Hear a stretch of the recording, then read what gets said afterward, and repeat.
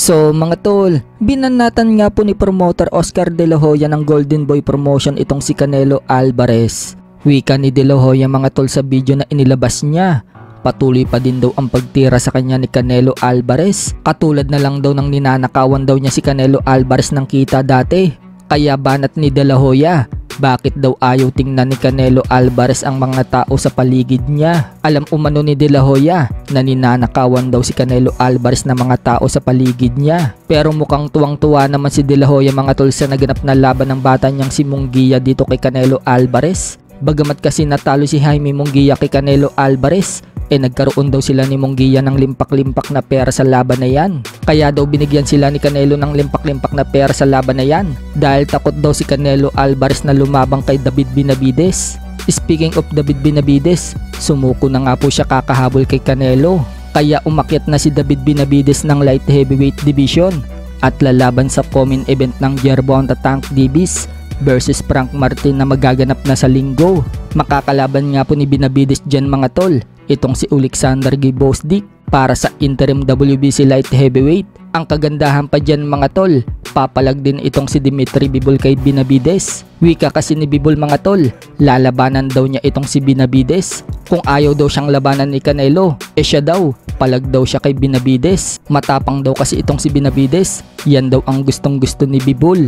Kaya kapag nakalusot itong si Benavidez kay Alexander Gvozdyk sa linggo, hindi lang po si Artur Beterbiev ang potensyal na makakalaban niya, maging itong si Bivol, palag din pala kay Benavidez. Sa kabilang banda naman mga tol, Jaron Ennis may panibagong kalaban na po.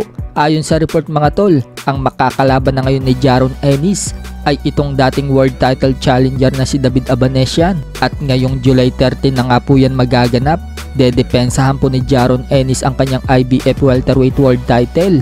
Kung matatandaan mga tol, si Cody Crowley sana ang original na makakalaban ni Jaron Ennis. Subalit dahil hindi po pumasa sa eye test itong si Crowley, na-cancel ang laban nila ni Ennis. Ngayon, itong si David Abanesian na po ang makakalaban ni Ennis. Tinalo na nga po ni Terence Crawford itong si David Abanesian. Magdadalawang taon na ang nagdaan sa isang 6-round knockout. So mananknockout din kaya ni Jaron Ennis itong si Abanesian? Ano sa tingin nyo mga tol? Sa ibang banda naman mga tol, matapos nga po makalasap ng unang talo si former heavyweight world champion Tyson Fury, sa laban niya mag-iisang buwan na ang nagdaan kung saan natalo siya via split decision sa kamay ni Alexander Usyk at nabilangan pa siya sa round 9 dahil sa sinalo siya ng lubid sa sobrang hilo niya. Tila mukhang hindi pa nakaka-move on si Fury mga tol sa pagkatalo niya.